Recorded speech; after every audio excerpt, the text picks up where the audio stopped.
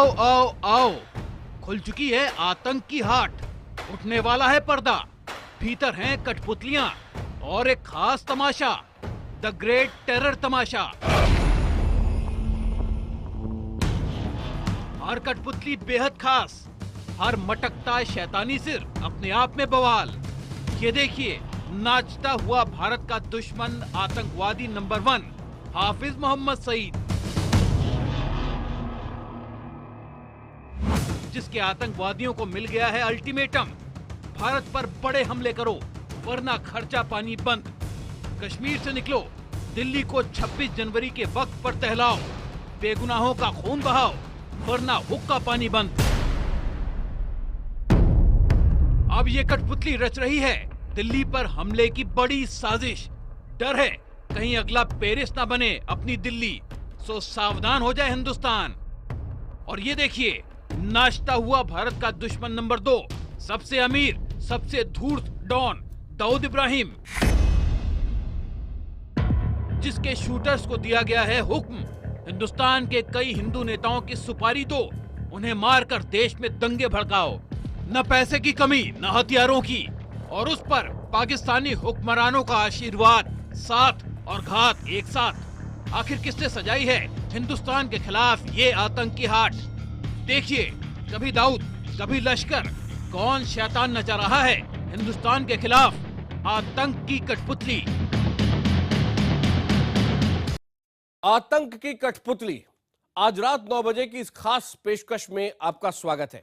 आखिर कौन हिंदुस्तान में नचा रहा है आतंक की इन कठपुतलियों को? ये कैसा खेल है, इसे दिखाने के लिए हम आज आपको लिए चलेंगे एक अनोखी आतंक की हाट के अंदर। यहीं से खबर आ रही है कि दिल्ली पर अगले साल 26 जनवरी से पहले मानव बमों का एक बड़ा आतंकवादी हमला हो सकता है। खुफिया विभाग को यह जानकारी मिली है और दिल्ली पुलिस के स्पेशल सेल ने 2 लोगों के नाम पर एक FIR दर्ज भी करवा दी है।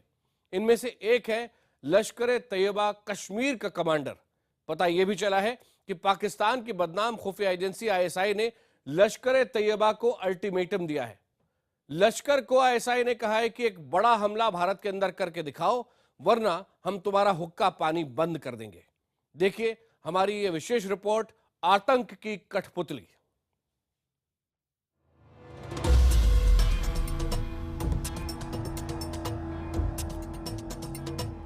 लश्कर-ए-तैयबा, वो आतंकवादी संगठन जिसके हाथ अनगिनत हिंदुस्तानियों के खून से रंगे हुए हैं।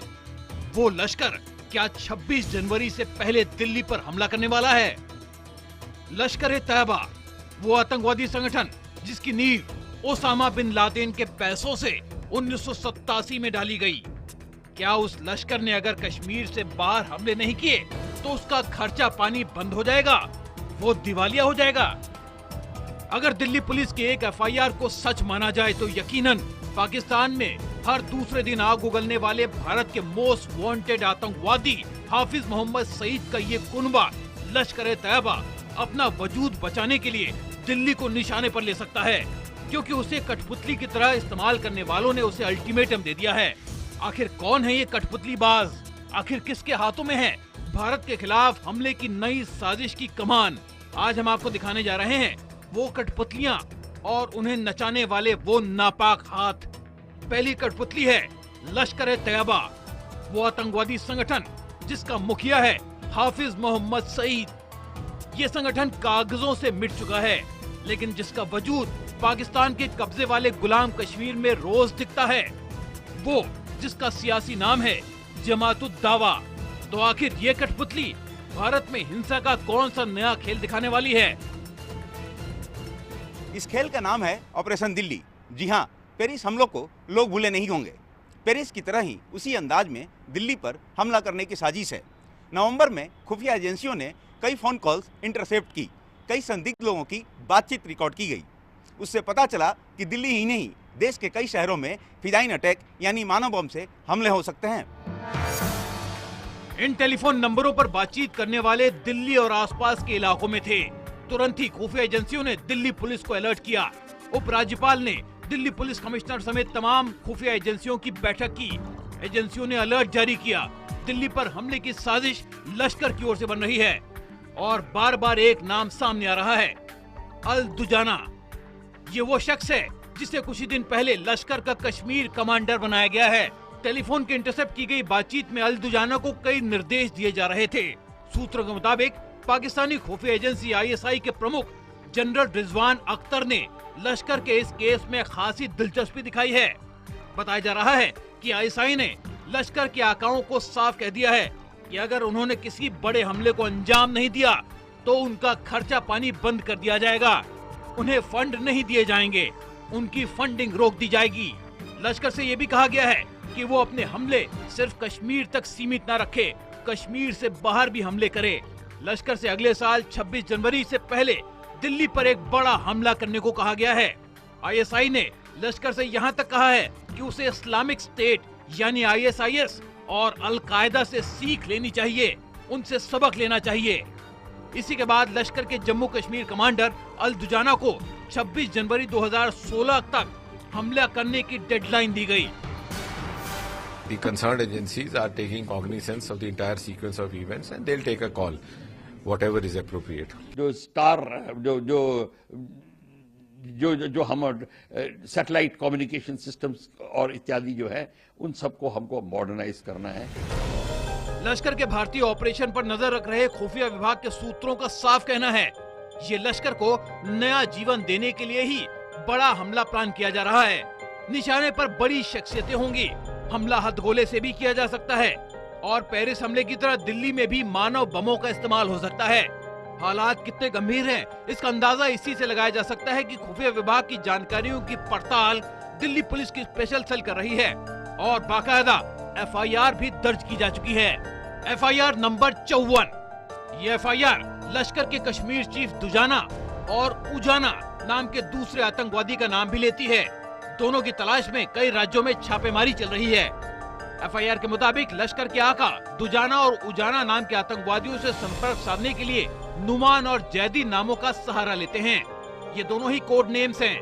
पुलिस ने ये FIR आतंकवाद से जुड़ी दिल्ली की एक विशेष अदालत में दाखिल कर दी है। ये खेल या ये डर नवंबर के आखिरी हफ्ते से शुरू हुआ था। ये वो वक्त था जब लश्कर का एक संदिग्ध आतंकी शब्बीर अहमद मलिक जम्मू के भटिंडी इलाके से गिरफ्तार हुआ था। उसकी गिरफ्तारी खुफिया विभाग की जानकारी के आधार पर हुई थी। उससे हुई पूछताछ में पहली बार लश्कर को जिंदा रखने की साजिश की भनक लगी। मलिक ने पूछताछ में उगल दिया कि लश्कर अब उधमपुर हमले की तर्ज पर ही नया हमला करने का खाका तैयार कर रहा है।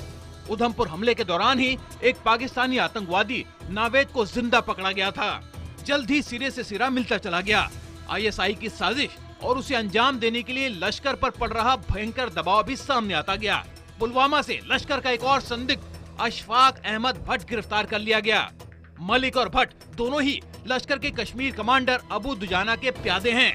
इतना ही नहीं, पता ये भी चला कि लश्कर के दोनों आतंकवादी अबू दुजाना और उजाना ने हथियार, गोला बारूद और विस्फोटक खरीदने के लिए 6 लाख रुपए का इंतजाम भी कर लिया है।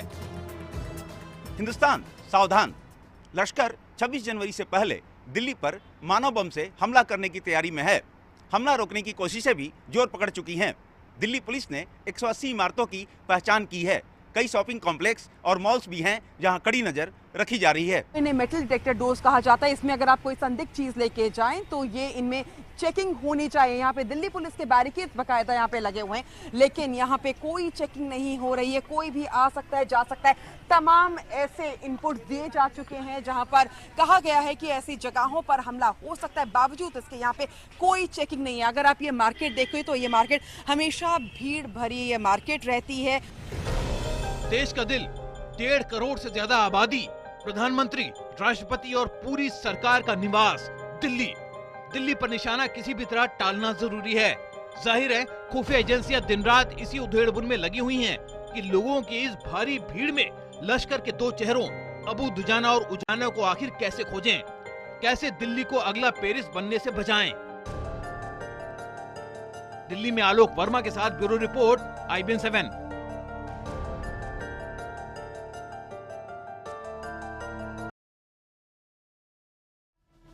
आतंक का ये खेल कठपुतलियों का खेल भी है। आइए आतंक की इन कठपुतलियों के आकाओं के चेहरे से नकाब हटाते हैं।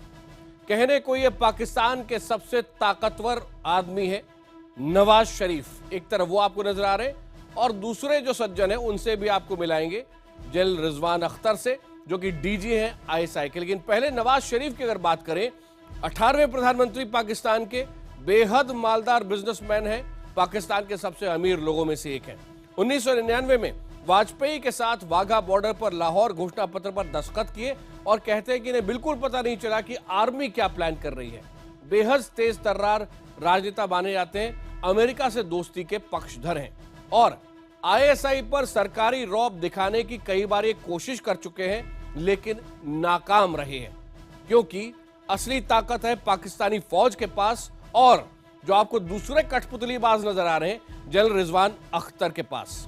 डीजी हैं आईएसआई के। 1982 में पाकिस्तान की फ्रंटियर फोर्स रेजिमेंट से इन्होंने शुरुआत की थी। पाकिस्तान के आर्मी चीफ जनरल राहिल शरीफ के करीबी माने जाते हैं। 6 साल पहले तक तो ये भारत से मेलजोल बढ़ाने के पक्षधर थे, लेकिन कुछ समय से इन्होंने कुछ भी कहना बंद कर दिया है और जनरल राहिल शरीफ जो भी रास्ता दिखाते उसी पर चलते हैं शब्दशः। कश्मीर विवाद सुलझाने में ये कहते हैं कि अमेरिकी रोल बढ़ेगा तो उससे फायदा हो सकता है।